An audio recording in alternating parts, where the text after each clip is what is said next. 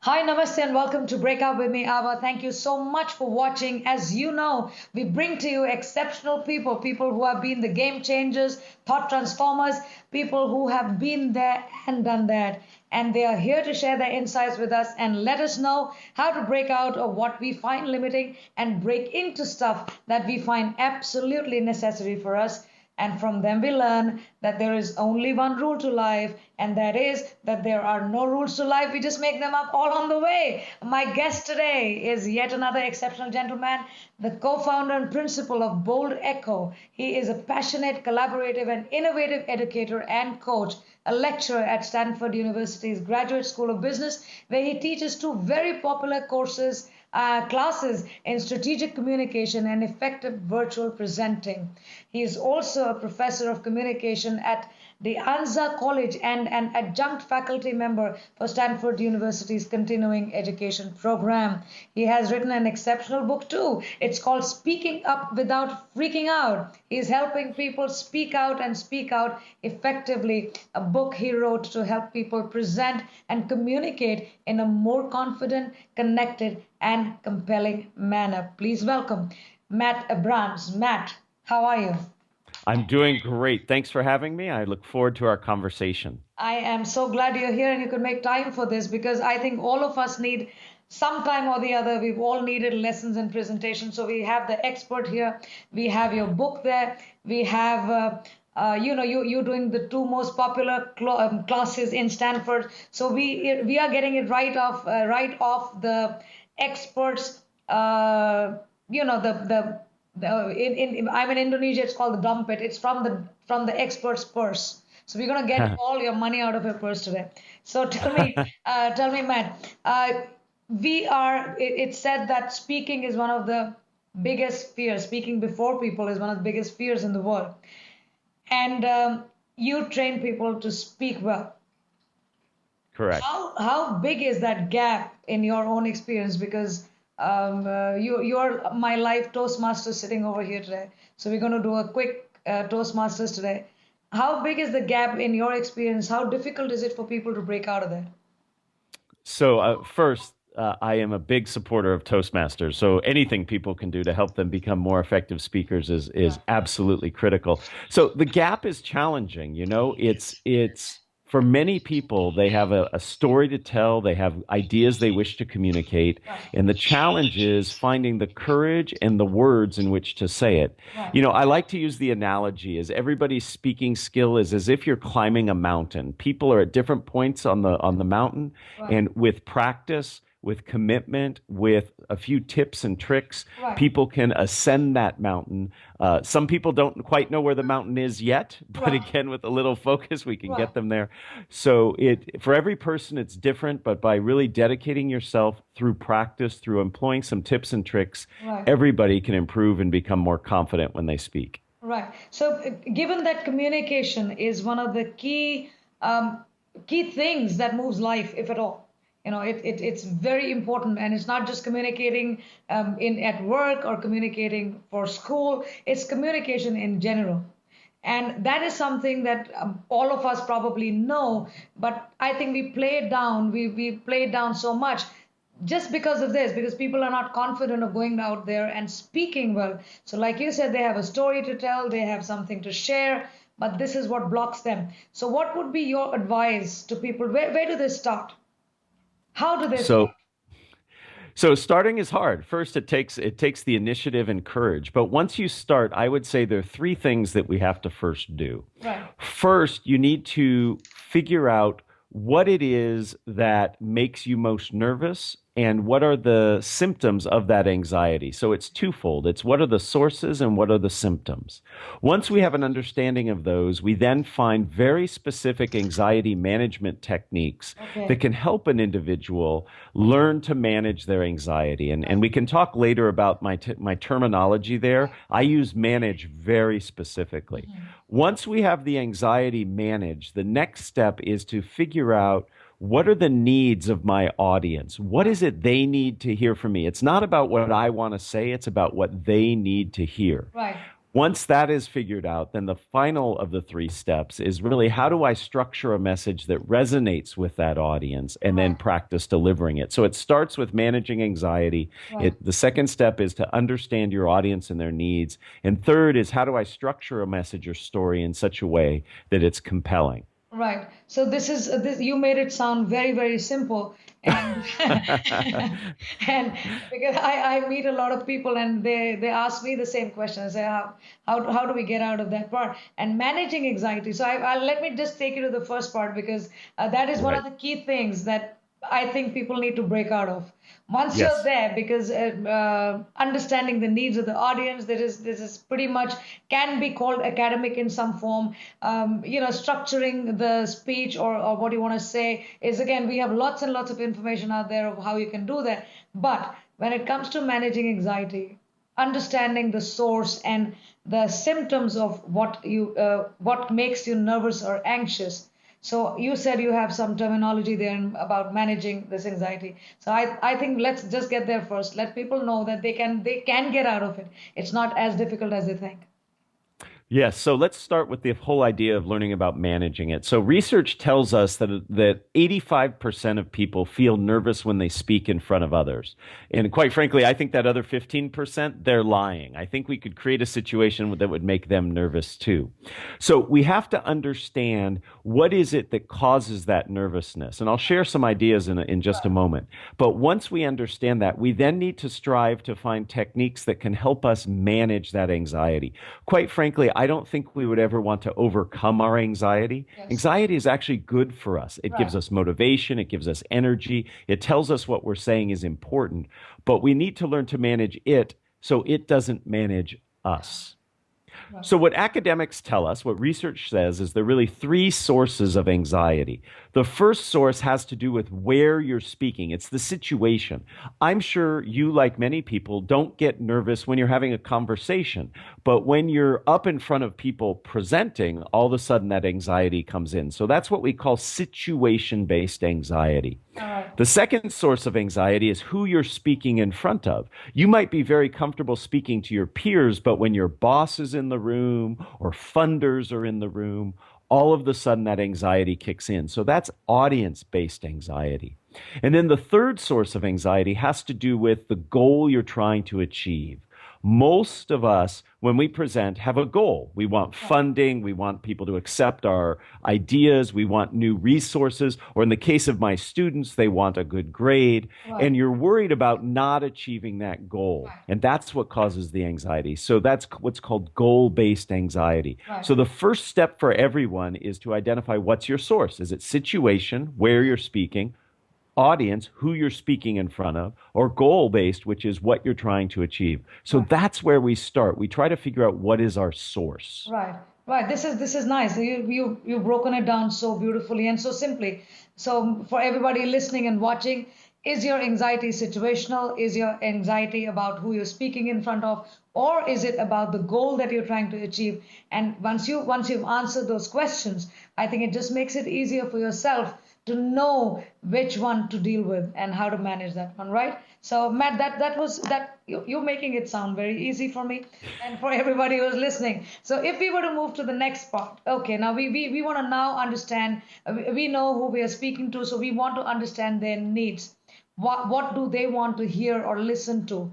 Why are they there? And how are we serving them? What kind of value are we providing? So what are the good questions to ask if we were So, to answer that question? Sure, certainly. So once we know the sources of anxiety, the next step is really to figure out techniques that can address those sources. And the book I've written and some of the things I curate on my website can help people figure out the specific techniques to manage that. Right. Once we have that under control, the next step is to really think about our audience and what they need. Again, it's not about what we want to say, it's about what our audience needs. So some very useful questions to ask yourself are, what does the audience know about the topic I'm presenting on? Too often we make assumptions about the audience's knowledge. So we have to think about, what is it do they know? Right. The second question we have to ask ourselves is, what do they expect? Chances are your audience has seen a presentation similar to the type you're giving. They've heard a funding pitch before. They've heard requests for resources. So what do they expect? And then you have to decide to conform to those expectations or not. And then finally, the third question really has to do with, what are their attitudes towards your topic? Are they in favor of it? Are they agnostic? Are they hesitant or resistant? Mm-hmm. And based on those answers to those questions, their knowledge, their expectations, and their attitudes, you can then structure a story that gives them the information they need that also helps further your particular speaking goal. Absolutely. Absolutely. Because I think it's so important to be able to answer that question, to make your whatever speech or presentation successful. This is the key thing to know. You understand your audience and why they are there. What are they expecting? So very nice. So everybody who's watching, listening, you can find Matt on www.boldecho.com. That is boldecho.com, because what they're doing over there is they make your message echo in the minds of your audience long after you've left the room. So your messages go out there very beautifully. There's interesting content over there, very nice resources over there for all of you to go and see. And his book, Speaking Up Without Freaking Out. He's already told you how to manage the anxiety. You do not have to freak out. There are methods over there. There are ways over there. There are means over there to be able to handle that so that you can go and make an effective presentation. That's what Matt's here to help us with. So Matt, when my next question in terms of communication, there is also non-verbal communication happening over all the time, and which people usually never pay attention to when they go out speaking. And it's one of the key things that one has to understand. Not just what people are listening to, but what people are watching is as important as what they're listening to.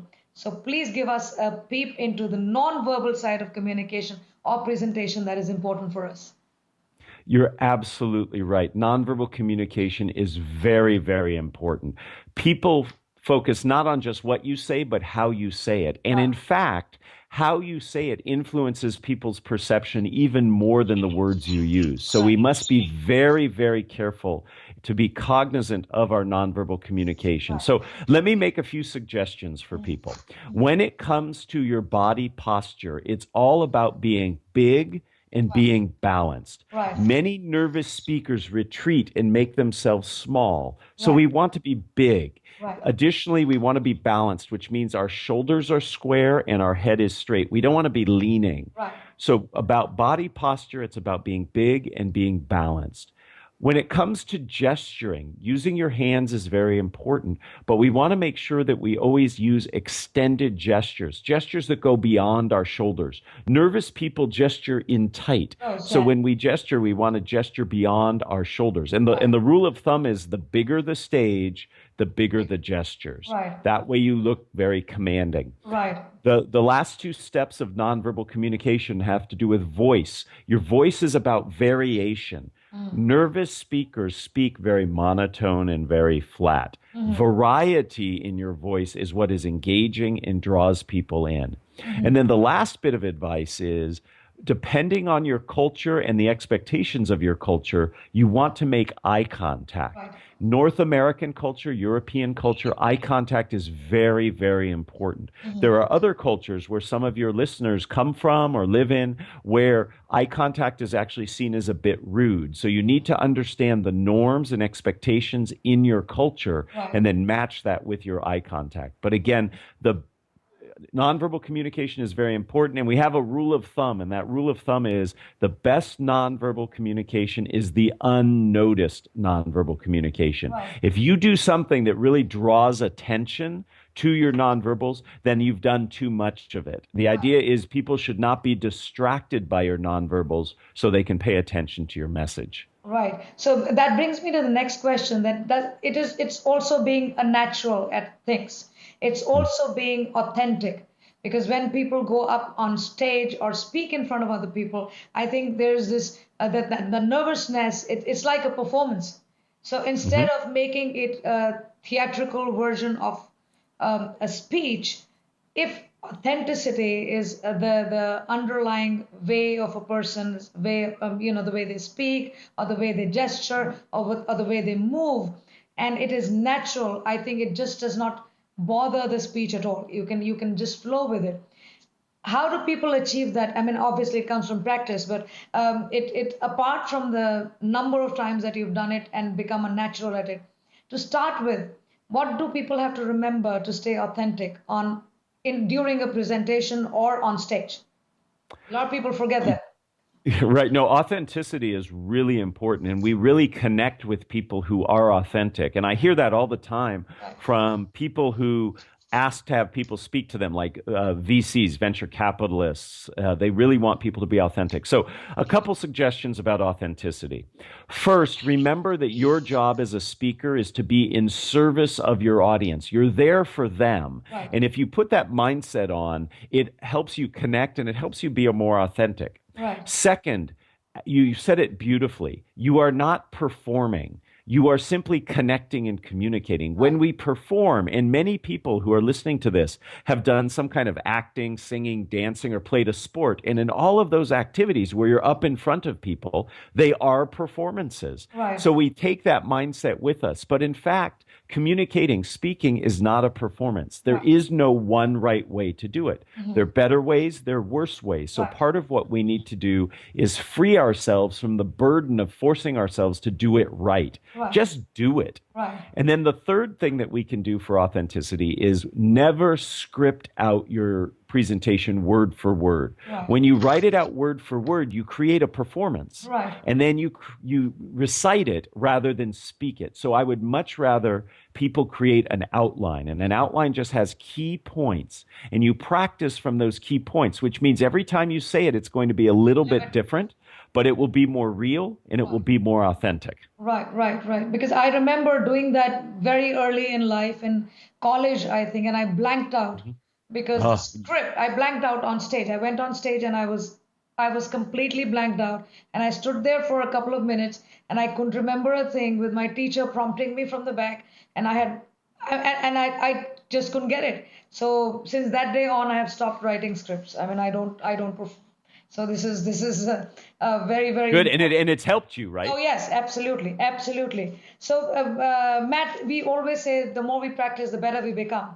So what is the right way to practice? This is very important, because I think practicing means, is it repetitions? Is it what? So there has to be some good way to practice. There are certainly better ways than other ways. So let me share with you a few tips for practicing. Right. The first is, when you practice, you need to actually vocalize. A lot of people practice just by looking at their slides. Right. They don't actually practice the wording. I don't know about you, but in my mind, I am very eloquent. But when I open up my mouth, it doesn't always come out that way. So I need to practice verbally out loud. Second, when you practice, do something I call chunking. And chunking is where you take different parts of your message and you practice it in different order. So maybe I start with the beginning, then the middle, then the end. Then the second time I practice, I do middle, end, beginning. And sometimes I actually start with the ending first. And the reason for this is it breaks the memorization pattern. Right. Second, it has you focus on different areas of the presentation. Most of us, when we practice, we really focus on the beginning, because that's where we're most nervous. And you've probably heard presentations like this where they just end sort of with a fizzle. They don't end with any good strength. So by practicing in a different way, it really helps. And then the third tip for practice is to record yourself. watch that recording, not just watch it, but then just play it Hear back and it. listen to it. Right. That way you can hear what your voice is doing. That way you can see what your body is doing. So we practice out loud. We practice in a chunked way, so not always in the same order. And then we practice with recording. Right, right. So yeah, I've done that. I used to speak into a camera and then watch myself and then go back again, and I used to find myself so stupid. So and I said, "Oh my But you were God." able to improve, right? Yes, and I Because of said, that. "Did I just do that?" So I've laughed at myself many times. So if Matt, we go up on stage and this happens to a lot of people, I just mentioned to you, we blank out. How do you recover from a blank out? A lot of times people forget their message, or something happens over there, a question is asked, or something goes wrong, and there it goes. It just wipes out from their heads. So how does one effectively recover from this, the mess that is created right on the spot?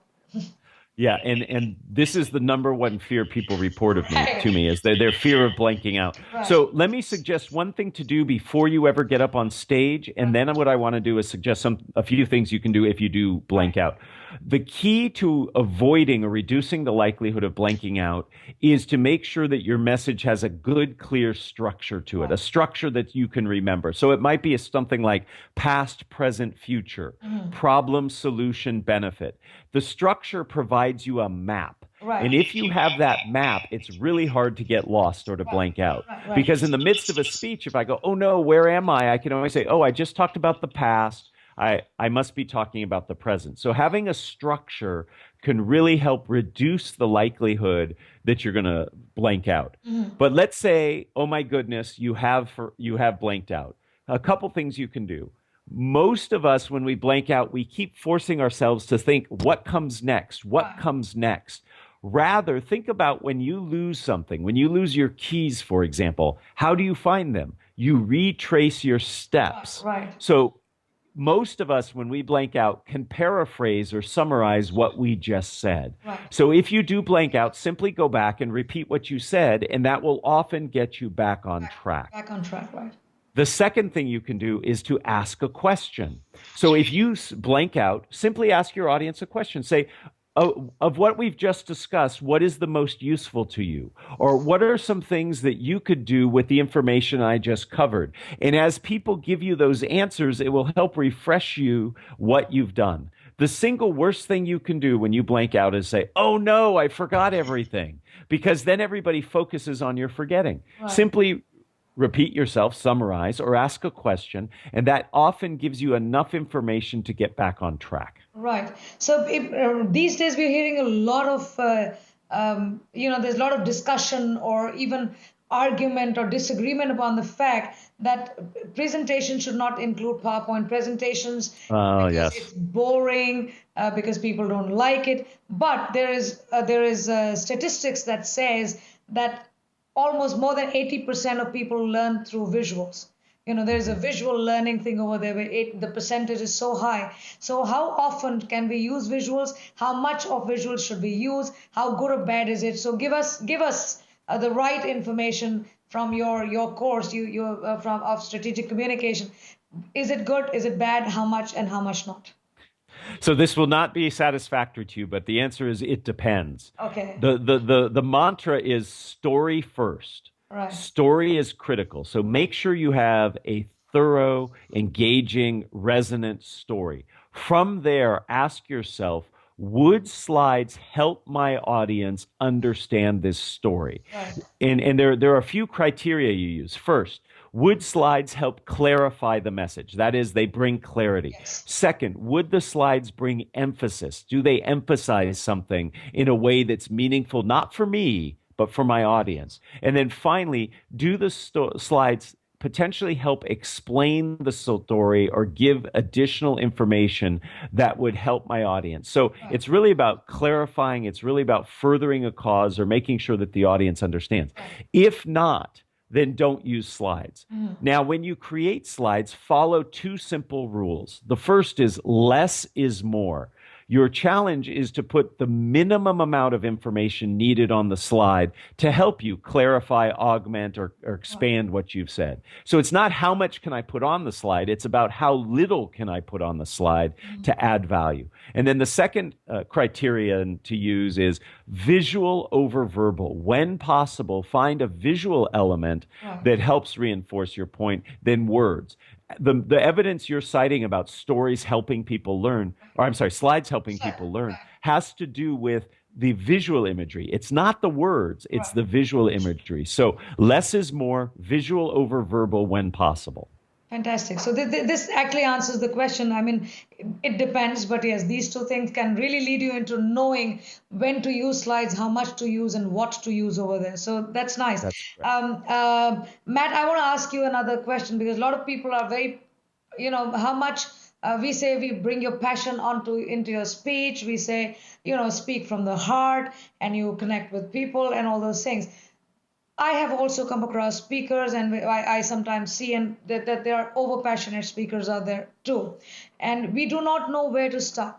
What kind of mistakes can we avoid if we are passionate, but we have to understand where we are, what we're doing, and why we're there. So what kind of mistakes can people make when it comes to passion and putting a message across to the audience and not go overboard? Right. So a few ideas when it comes to emotion. First, emotion and passion are important. A lot of people just stick to the facts or stick to the data. Right. But as you suggested, you can go overboard. So the first thing to do is to really think about the examples you use, the stories you use. How can I bring emotion in a way that draws my audience forward rather than pushing them back? Right. And some examples are to really think about the purpose of your story and how you deliver it in a way that plays on the emotion without putting the emotion first. So the emotion or the pathos is in service of the story. It's not just a technique to throw out to the audience. Right. Second, you should focus group your presentations and the stories you tell and ask people to say, is the emotion too much? Right. I've seen speakers who just get up and they're just yelling at their audience and they're pounding their chest, and that's too much. We don't respond to that. That's actually off-putting. Right. So it's really about having somebody help gauge the level of your energy and passion. Right. You want to have some, but you don't want to go overboard. So the first thing is to think about your emotion being in service of your message, your story. And then the second is to have somebody else give you some input. And then finally, the most important of that is follow the input you're given. If somebody says it's too much, listen to them and adjust accordingly. The last part is very important. So I think a lot of people do not like criticism or skepticism, and speakers somehow, especially people who go out there and speak, or speakers, they don't like to hear that. So the third part is very important. Please take feedback. That's true. Please get the input, and please look into it. So that's right. So that brings me to the audience now, Matt. Yes. The audience response, I think it is also feedback for the speaker, or understanding what has it gone on well. If you face audience response which is not very positive, okay, which is possible. Sometimes you always, and speakers always say, I always get to those 3 people who are making faces, who are not looking at me, but you miss out all the other 97 who are actually looking at you. So how does one avoid that? And if there is skepticism, if there is a response which is not very positive, how does a speaker get past that or handle that? Some tips on that one. Sure. So let me take a two-pronged approach on this. So the first is, before you ever get up in front of that audience, you should be doing that audience analysis we talked about earlier, and be thinking about, is it a hesitant or potentially resistant audience? And if so, structure your message in a way that reduces some of that. So how do you do that? One, think about the questions the audience might have that might be motivating that skepticism, and address those issues early on in your presentation. That might bring them over to your side. The second thing is, if you are communicating a potential solution or approach to a problem, Lead with the benefits. If you have a hesitant or resistant audience, get them to buy into your goal first Right. and then explain how you're going to solve it. So if you're using a structure, one of my favorite structures, it's called problem, solution, benefit. Take the benefits first. Get people to buy into the benefits and then lead to the problem and the solution. So that's work you do up front, and that can reduce some of that resistance that you're Right. talking about. Right. Right. The even the best laid plans can go awry. And if you're up in front of an audience that is resistant, is hesitant, is skeptical, it's important to acknowledge that skepticism. Don't ignore it, but then immediately try to engage that skepticism and link it to something that you know. So, for example, if you have an audience member who asks a question or provides some feedback that is skeptical, acknowledge it. Say, I hear you saying that, and then immediately switch to explaining how that perspective either fits into what you're saying or reframe it in a way that can make it more positive. Let me give you an example. I once worked with a client who was giving a sales pitch, and somebody in their audience suggested that their price was too expensive. So the resistance point was on price. And what the speaker did is exactly what I'm suggesting is he said, so I hear that you're very concerned about our pricing. Let me explain the value of our product. So he took the hesitancy, the skepticism, and reframed it not as a pricing issue, but as a value issue. Wow. And he was able to go into the value proposition that the product had. And that was able to turn the person's skepticism into at least willingness to listen further. So it's about upfront structuring your message to reduce skepticism if you think there might be some. Right. And then in the moment, it's about acknowledging the skepticism and then reframing it into something you can leverage. Right, right. That sounds great, because I think it's very important to be able to flow, make the conversation still flow in the direction that you want it to go into, and then try reframing, try rewording, try detouring a little bit, and then coming back to the same place. So yeah, this is nice. What about people, Matt? This is not for speakers. This is for people, general people who are listening to us or watching you over here. They're scared to speak, but they understand now that speaking is important, and they're not going to become speakers. But still, I think some amount of speaking is needed in life, and they can always better their communication by better speaking, which is what I always feel. So what would be your advice to them? Okay, you're starting out, you understand, please go out and do it well. Right. And I encourage everybody to work on their communication skills. It doesn't mean you need to be giving a TED talk or a keynote address, but it does mean that you should be thinking about your message and the value you bring and how can I best communicate that. So for people for whom speaking is challenging, or for people who are just starting out, the first place to start is to really reflect on what is it that's important to you, what motivates you, what is that story you want to tell. Right. Then immediately think about how can that story be of benefit to my audience? What can my audience learn from me? And use that as the motivation to then go through those steps we talked about, to really understand, if I do have anxiety, how do I manage it? What does my audience need to hear from me? And how do I structure my message? But really it starts from finding that inner message, that inner story, and encouraging yourself to take that message and get it out to other people. Right. So this was like you seriously made it sound so simple. So this was our Toastmaster special on Breakout, because if you have a message, you must figure what that message is. Manage the anxiety, understand why you have it there, solve it, structure, know who you're speaking to, structure your message, and just go out there and do it. Nothing's going to happen. It's that simple. So thank you very much, Matt. This was great tips, simple ones, but very, very effective. I know, because I've used many of them myself over the years. So thank you very much for being here. Thank you for sharing your insights with us. Thank you.